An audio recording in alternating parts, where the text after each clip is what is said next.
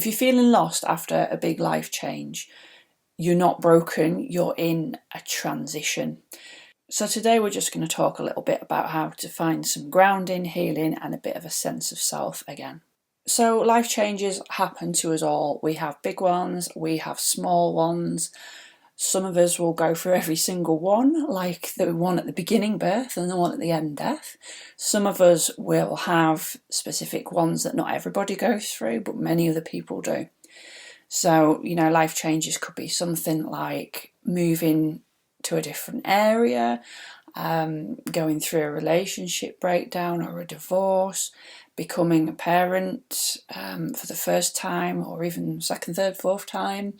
And with any life change, whether it is perceived as a big change or even a small one, any life change, we can have that feeling after where we start to feel lost. So feeling lost is quite an abstract term. So that might look like, feeling disconnected or, struggling with certain relationships for communication. So that element of like disconnection from the people around us and maybe our everyday lives. A lot of uncertainty can creep up as well. So everything just seems off. We might not be able to make decisions as easily as perhaps we have done in the past. We're not quite sure which direction to move in. It can also look like numbness. So, we're just kind of feeling a bit, again, that ties in with the disconnection, and the numbness can be emotionally, and also it can then be very tempting to, if we're not feeling numb already, to kind of get that feeling of numbness through something like alcohol or food or shopping or something like that. And if you think about it, a lot of times with life changes, something has happened, something has shifted. A lot of the times, all our beliefs that we had or plans that we had for our lives, things that we thought were true about ourselves, things that we believed about other people, any number of those can very quickly in a life change suddenly be quashed, suddenly be wiped out. And it might be, another person that we'd spent a large chunk of our lives with is suddenly not the person that we believe them to be. Or, we saw ourselves spending our entire lives in this sort of a career, and suddenly there's been a change. We're going through a career change, and suddenly we don't know what we're going to be doing in another 5-10 years. When old things fall away, there's so much of a feeling of vulnerability comes to the surface. And this is all a normal part of the cycle of transformation, of life changes. When we transform, there is always that kind of going underground or going deep within, where everything does seem like we have gone into this cave, we have gone into the dark, we don't know what's happening, we can't see the way forward, we don't even know if there is a way forward, we don't know whether we're still walking or whether we need to keep still for a bit, and everything just seems so confusing. And as we've just touched on, it happens because our own identities are shedding. I found that one myself, particularly with becoming a mother. My identity just, and I've talked about this in quite a few other blog posts I've written about it as well, but the identity that I had as who I was just totally dissipated on becoming a mother. And then there was a good few years of kind of finding my feet as I had more children, and finding out who I am now, who I am as a person, as a woman, as a mother. So as well as this shedding of identity, we've got, in our physical bodies, we've got this sensation of our nervous system is trying to recalibrate as well. So that's more on a physical level, but also peters out into the energetic levels as well. And this loss of familiar roles is often tied in with big life changes, little life changes. The familiar, the letting go of the familiar can sometimes be so hard. So when we're on the ground and when we're really going through this situation, those are some of the things that kind of happen to us as we're going through it. If we can zoom out a little bit, and this is the hard bit, is like kind of zooming out and taking like a bird's eye view of this life change, because we are the person who is kind of at the centre of it, we are at the centre of our own experiences, and it usually brings up so much in terms of charged and strong emotions. It can be really hard to zoom out and look at the situation more objectively.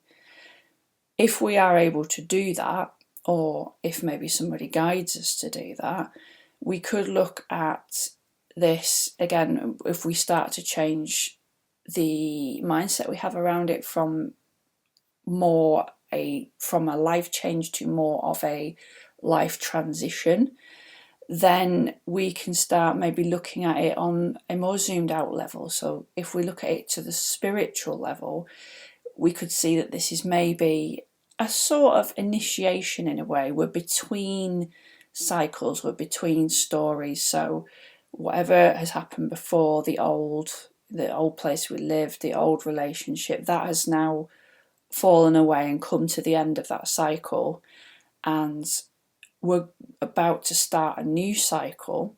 But sometimes, and very often in our lives, those two cycles don't neatly just one stops and then one starts.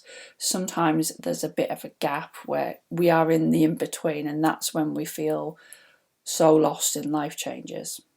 And in these times of transition, it can be really useful to have like stories, myths, ideas of kind of that we can almost map our own life to. Maybe, a lot of times in life we find solidarity in if we talk to others and they've gone through a similar situation and explain, what happened to them as they went through it and as they came out the other side.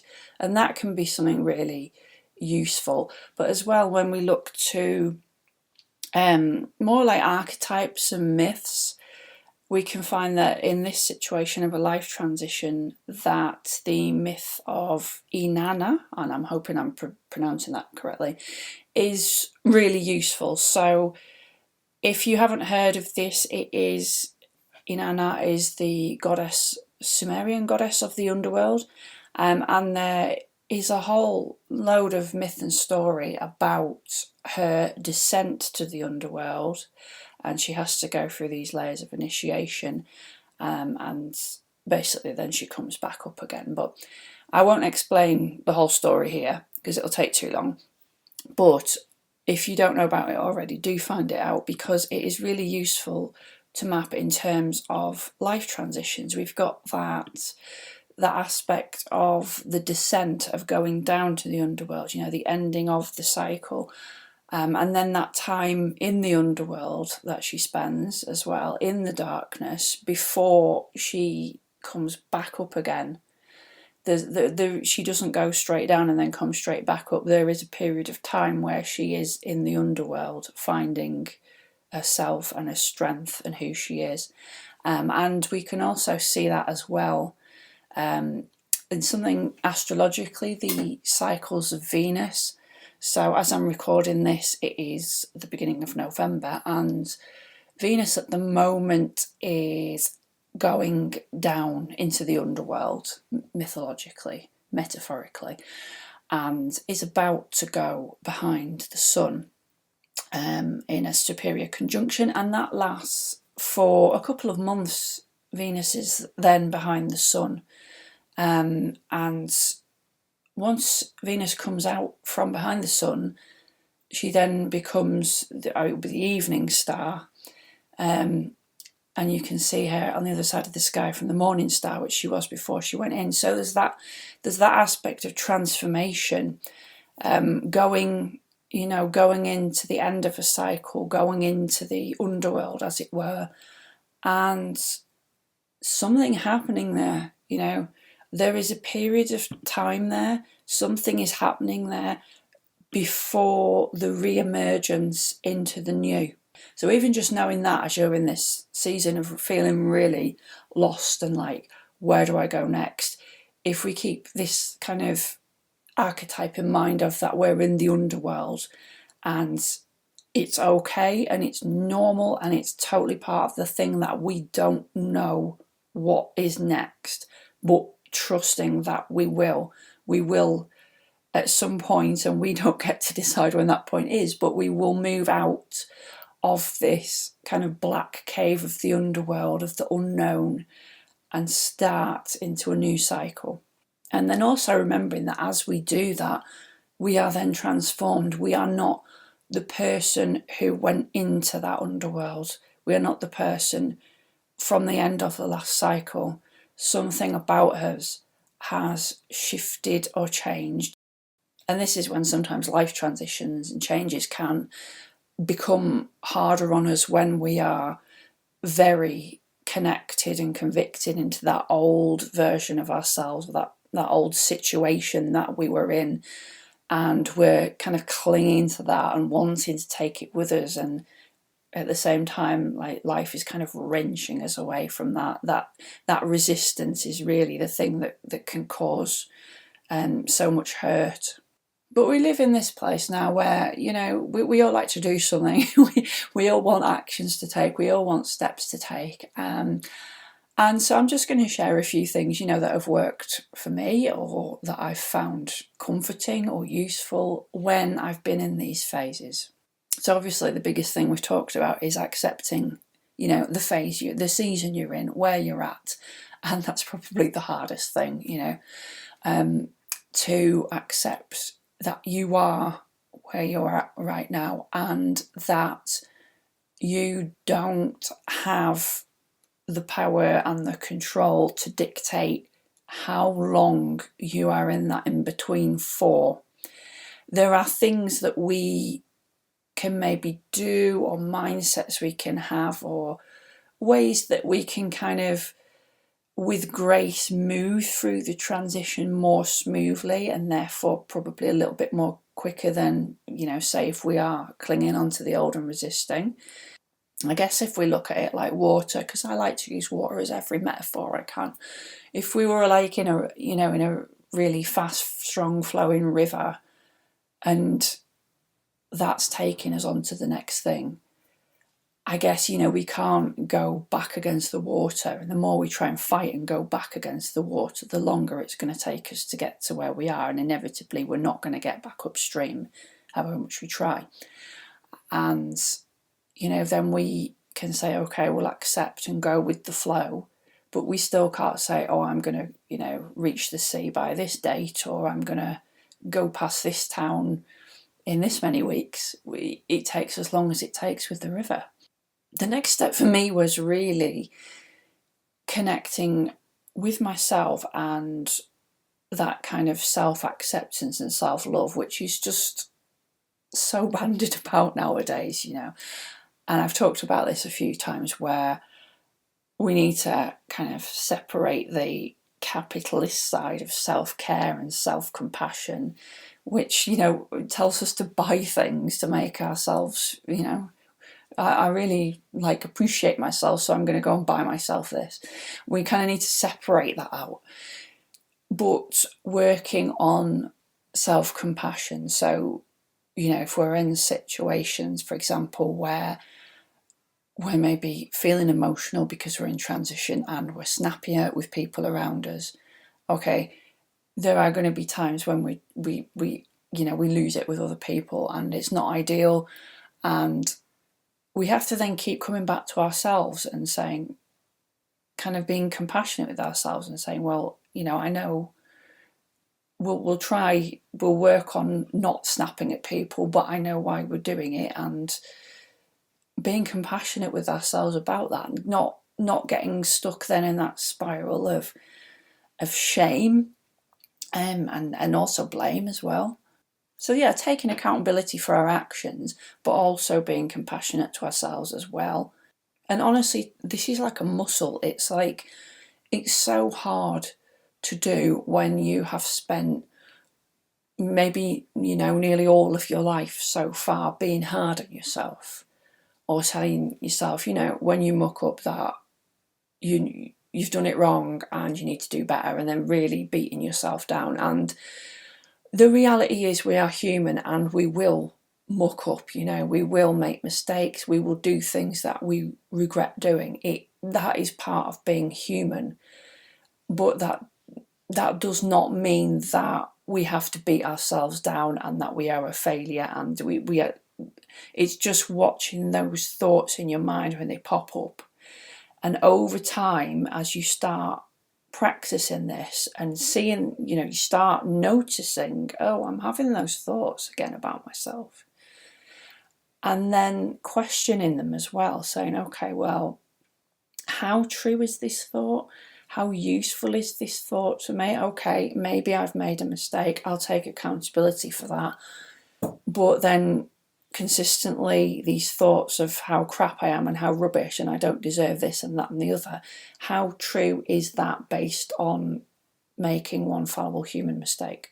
So to me, the first kind of level of healing when we are in this underworld between transitions is the acceptance of where we're at, and also the self-acceptance.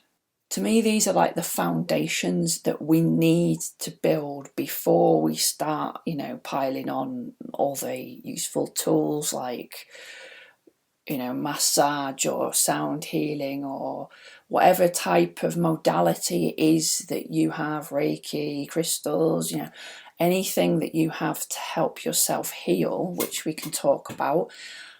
I think before we start going for those, we need to be solid in them foundations of acceptance, because otherwise then say if it's like the end of a relationship, we can quite often go through these spirals where the same situation will eventually spiral back around in our life, as if, we haven't learnt the lesson the first time and we need to relearn it again. There's something still there that we need to learn before we can fully heal this situation and move on. So building on that foundation, then to me, something that was really useful was reconnecting with my physical body and intuition. Now, this is where we have a bit more remit, because there is no one way to do that. There is loads of different modalities and methods that people can use to reconnect with their body and their intuition. There's loads of different ways. So, you might go for body work. That's a really useful one to, help move stuck things out of your body and also to reconnect with your body, particularly if you're getting them feelings we mentioned at the beginning, like where you're feeling numb and disconnected. If you're feeling like that, something that reconnects you with your body, your physical body, can be really useful to just kind of come back into yourself. So some ways to really reground might be to, go out in nature, spend a lot of time outside in nature. We know that's so good for us, and it is. People keep saying it, and it's because it's true. Also things like, breath work and really connecting with the body through the breath, heart opening practices, even, simple things like doing a little tea ritual, like herbal tea. If you do something really mindfully, even that can be a really comforting anchor point.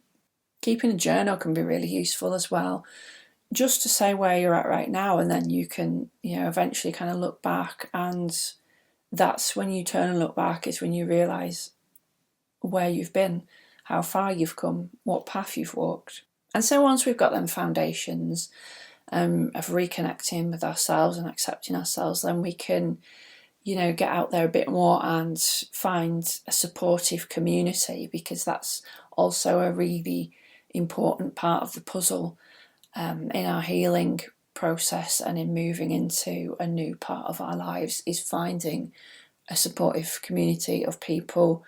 So that might be, like a local community, or it might be more an online community, people who are going through something similar to you, and therefore, you can talk to somebody about your experience, and to somebody who gets it.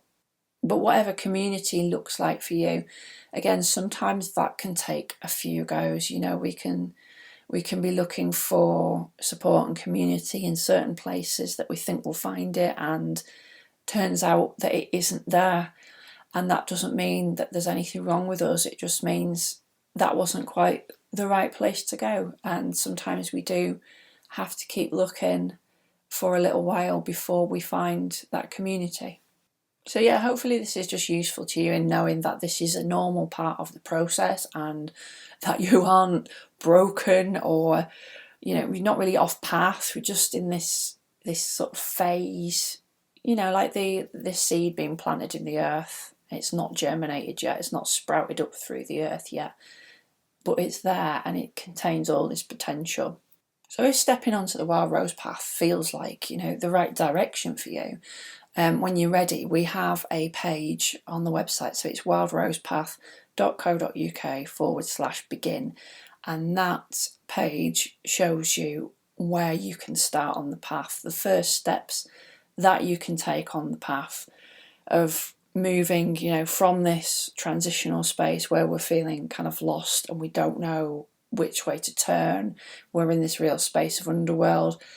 And then as we step out into this new phase, new cycle of our life, and move really, hopefully, into becoming more of like our sovereign self and really connected with our own power and realizing how much of our lives, our creations, and how much of that power is really within us.